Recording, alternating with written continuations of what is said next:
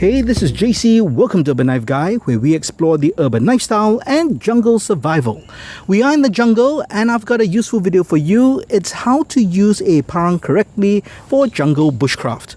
First, if you watch this channel regularly but have not subscribed, please do so to help the channel out.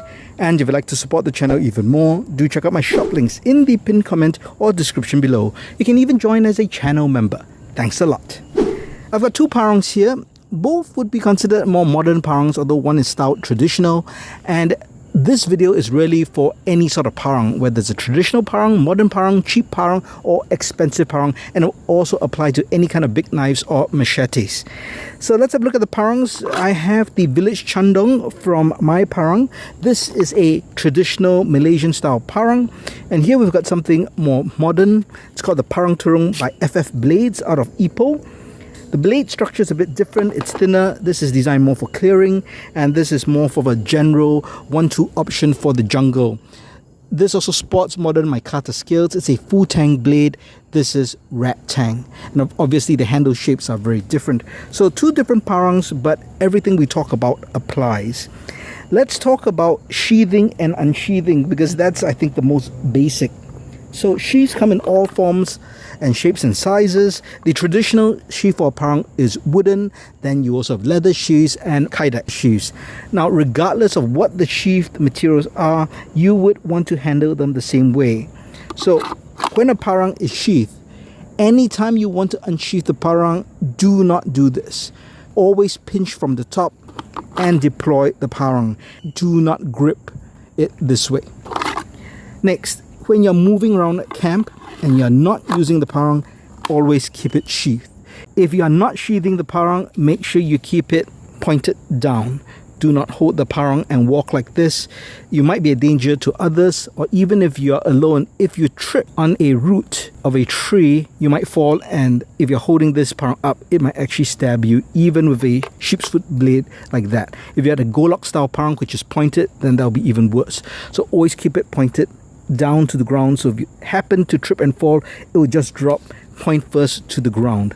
But the best is, if you're not using the parang and you're moving across a camp, just put it back in its sheath until you need to use it, then deploy it across camp.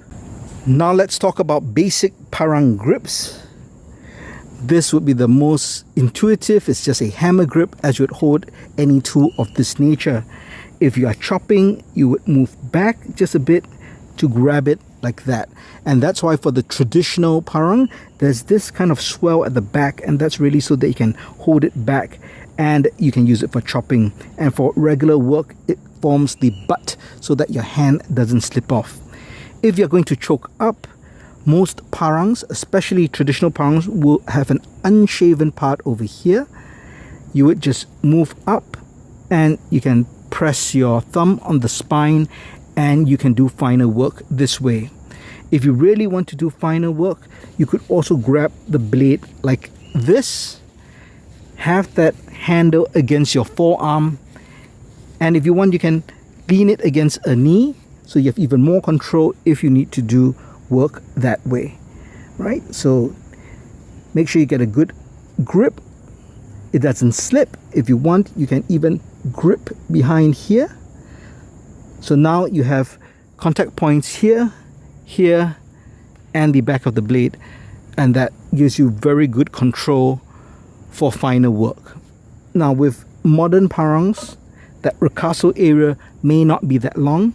You can see it's still unsharpened here for about 3 inches, so you still can choke up this way, and you still could come here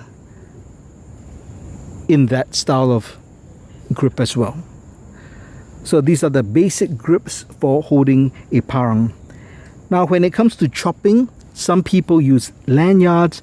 I would always recommend against using any lanyards that go around the wrist. I know a lot of people do recommend this, but I think that's a bad idea, because if the parang falls, it's going to be stuck on your wrist. You have no idea where it's going to fall. It will most likely hit your leg, just because there's just so much distance between that wrist lanyard and the tip of the blade, right? Depending on how long your parang is. So typical parang may be anything from 8 inches to 20 inches. So the longer it is, the more dangerous it would be from that point of view. So I would always recommend, if you're going to use a lanyard, use a pinky lanyard like this. In this way, when you're chopping, you move back and you just put your pinky here to get that additional leverage. So you just push back, grab the butt of the parang like that, and use the weight of the parang and just let it drop in order to chop.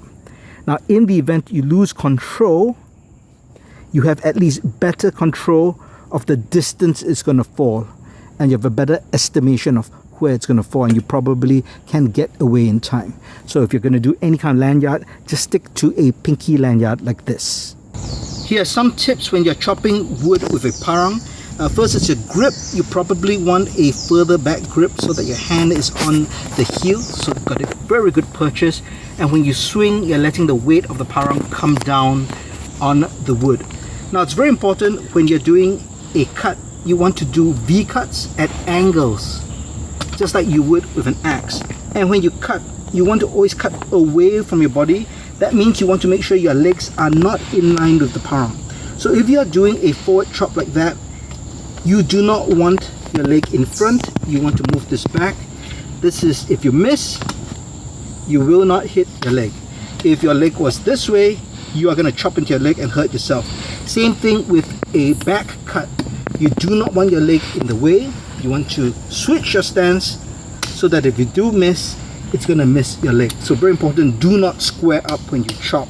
That's a very bad idea. So no matter how tired you are, you have to be very aware of chopping away from your body. And this applies not just to chopping, but even when you're clearing trails. So if you're clearing a trail, same thing applies. Always step away to chop. Again, cutting, you don't want to put your leg this way, pull it back.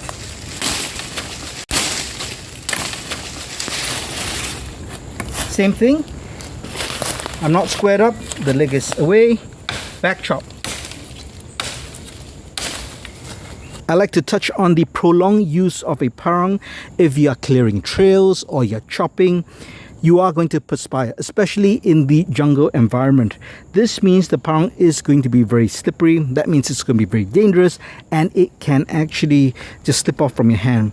Now, even my cutter scales like this, which is not supposed to be slippery when wet, I find that this actually is slippery for me. It is very rough and there is a good grippiness, but once my hand is soaked, I find that it is slippery. And for this, the wood is a bit slippery, but just due to the shape of the traditional handle, I still maintain a better grip. So what I do is I always use gloves when I use a parang for an extended period. Now, if I'm just doing simple woodcraft tasks at the camp, I'm not going to wear gloves. But if I'm going to do any extended chopping or bashing, I would definitely wear gloves. So something like that. This is to prevent slippage due to sweat, but it's also to prevent calluses or blisters, because you never know when it's going to form, and when you use it, after half an hour you realize you've actually got blisters formed on your hands, and then that might affect your other tasks for the rest of the day. So my advice, if you're going to use it for a prolonged period, regardless of the design of the handle or the material, always wear gloves.